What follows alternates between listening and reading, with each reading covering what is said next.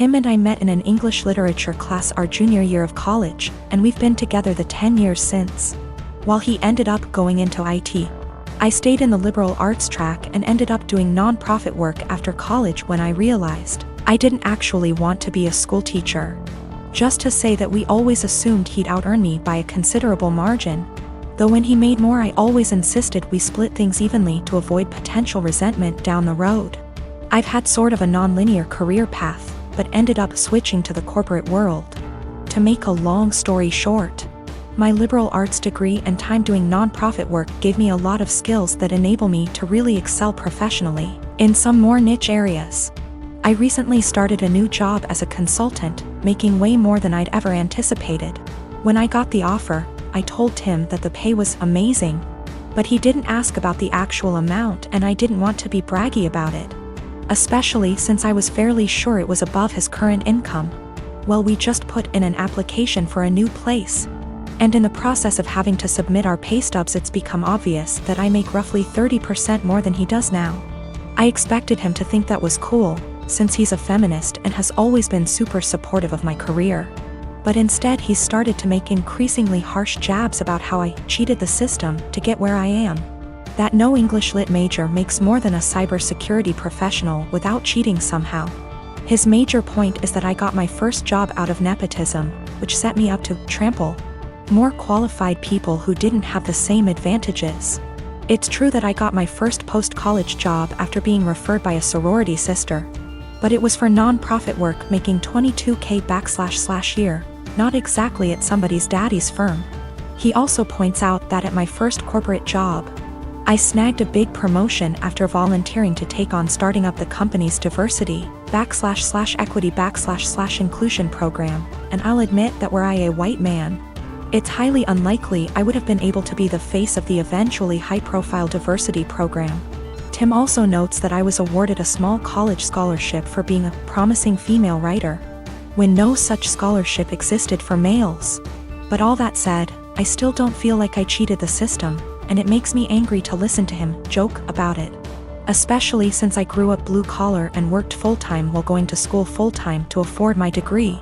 I reached a breaking point yesterday when he made a crack about how the new / first woman on his team is an obvious diversity hire. I told him that his jokes about women cheating the system to get ahead aren't funny or guy talk ribbing, as he says. They make him sound like an insecure little boy. He told me I was being a naive Karen, and we haven't really talked since yesterday. My husband, Jonah, passed away unexpectedly a month ago from a stroke.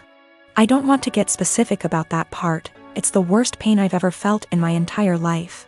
And I'm still not sure how I'm ever going to move on. We were married for 5 years, together for 7. The past 2 years we've been trying for a baby, but we're just getting to the point of considering IVF when he died. Jonah had a close friend in high school named Marjorie. Marjorie also ended up going to the same university as he did, and they spent a lot of time together during those college years. Jonah said that he liked Marjorie's company, but never felt anything beyond friendship with her, which I totally believe. Jonah dated other women during that period, but told me that several times Marjorie hinted that she wanted him to ask her out. She also joked about wanting him to be her plan B in case she didn't meet someone and get married by 30. By the time I'd started dating Jonah, he had moved a couple hours away from his hometown, and Marjorie.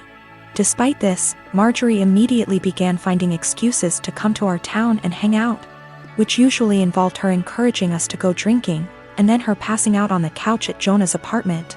I didn't mind her for the most part, but she had a habit of saying things like, "You know you ruined our marriage pact," and pointing out all the things that she knew about him, like what he took in his coffee, his favorite bands, etc. Over the course of our relationship, and especially after we got married, Jonah definitely put some distance into his relationship with Marjorie. He confided in me that he felt he had outgrown her and that they really had little in common anymore.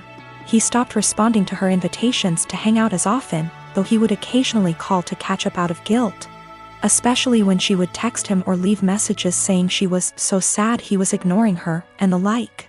But now he's gone. I had him cremated, like he wanted. We haven't done the memorial service yet. It was too hard for me to even imagine the first couple of weeks. And I also wanted to give time for some out-of-state people to make travel plans. The memorial is this weekend.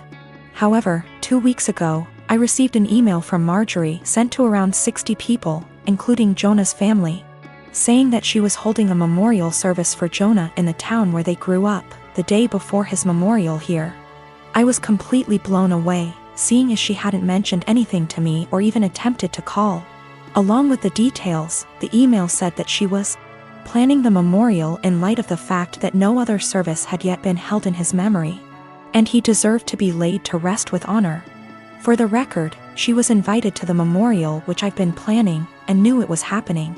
I called her, of course, and told her that while I appreciated her willingness to help with Jonah's goodbye, I was already planning a service for him that would involve all of his family and friends.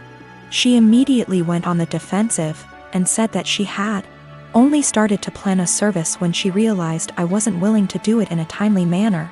I told her that the timing wasn't her choice to make, but that if she wanted to have a memorial of some kind, to please just add on the invitation that his official memorial was going to be held this weekend. She said fine.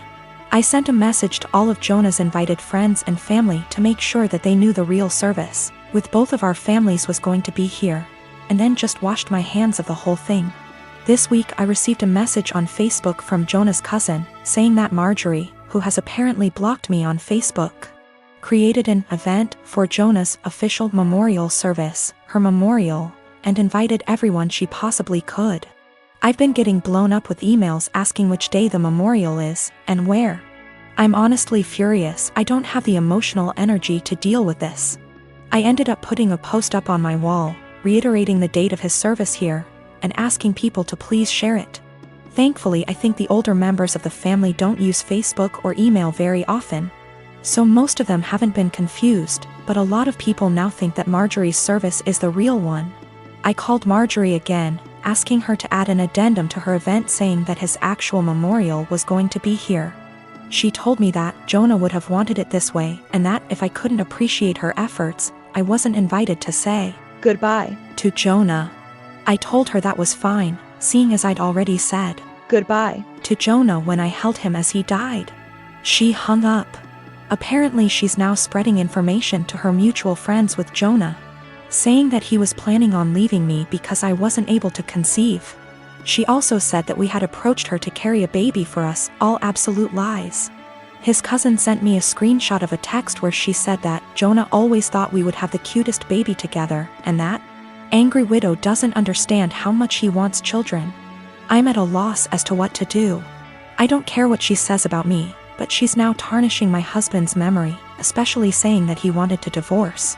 Jonah would never have left me, and anyone that knows him at all knows that we were committed to each other above all else. I need to figure out how to tell this woman to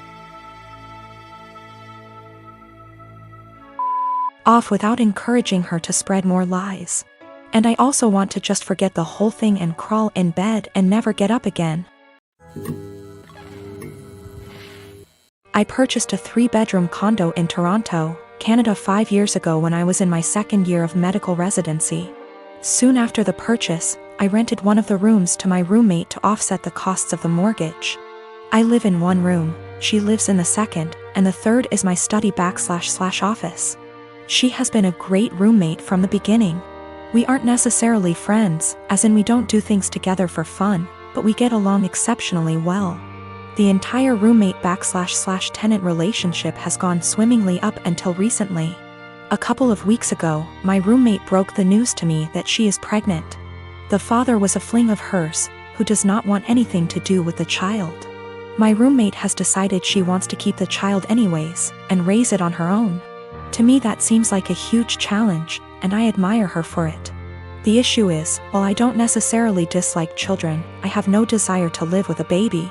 While the condo is a fair size, I will most definitely be woken up by the babies crying at night. My condo is also where I like to come home to and relax, like a haven after a long workday. And the idea of coming home to a baby honestly seems absolutely chaotic. Especially since this isn't my own child, i.e. one that my girlfriend and I decided to have / was mentally prepared for. As difficult as it was for me to do this, I told her essentially what I've written here. and that it would be best if she finds somewhere else to live. I am not rushing her out or anything like that. I have given her 6 months' notice. Since any later than that will come too close to the birth. She was honestly quite taken aback by this, and thought that I was being cruel. Her primary concern is that rent has gone up substantially in this city since she signed on with me.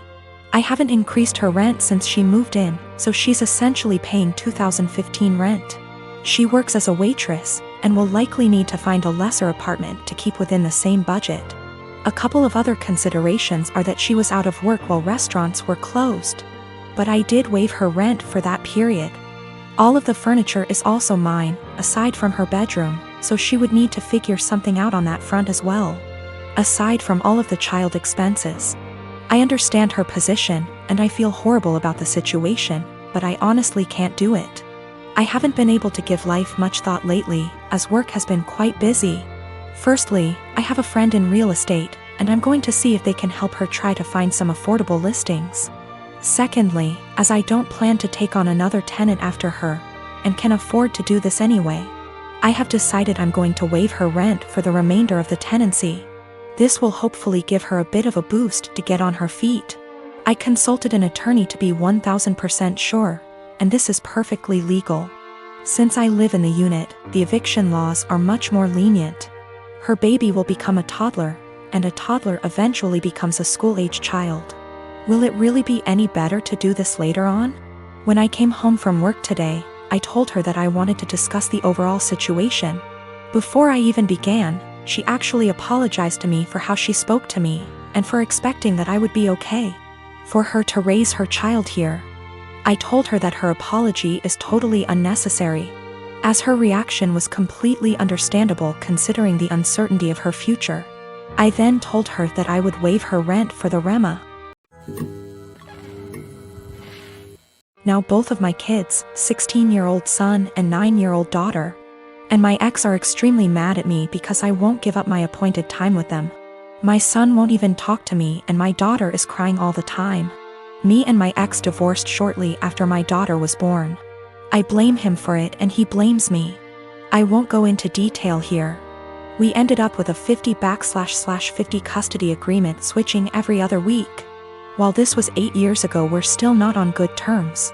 We rarely ever talk to each other outside of the kids, and I'm perfectly fine with that. One thing we have agreed on since the beginning though is that we don't plan things on days that aren't ours. And unless it's extremely important, we don't switch days or weeks. In the 8 years since we've been divorced, I have never asked him to have the kids on a day that isn't mine, and I've never given him one of my days even if he begged. Well, last week my ex contacted me and told me the good news. His parents are hosting a week-long family reunion in the summer at Disneyland, and he wants to take the kids. Well, the problem is that it's on one of my weeks. He asked me to let the kids stay with him that week or to switch a week with me, and I shot him down. It's my week with them and I get to spend it with them. I told him if it's so important to him to reschedule, but he claims his parents can't do that, and this is the only week that the whole family can go, and he told me that I need to think of them. I told him tough luck and hung up on him. Well, this last Sunday when my ex dropped the kids off with me, my son refused to talk to me at all, and my daughter wouldn't even look at me. When I asked my ex what was wrong, he refused to talk to me, only saying ask them in a snarky tone before leaving. When I asked my daughter what was wrong, she burst into tears and said that I was not letting daddy take them to Disneyland. Asking my son, who still refuses to talk to me. It turns out that my ex told them I was not letting them go to Disneyland with him. He's trying to paint me as the bad guy. I sat both of them down last night to talk to them and explain it's my week with them, but they refused to listen to me. My daughter just cried, and my son told me I'm only doing this to get back at my ex. I think it's unfair for him to do this when his parents scheduled it during my time with them. I demanded an apology from my ex and him to set things straight, but he refuses, and his last text to me being, "Can't tell them the truth 'cause they already know it." I'm so pissed right now.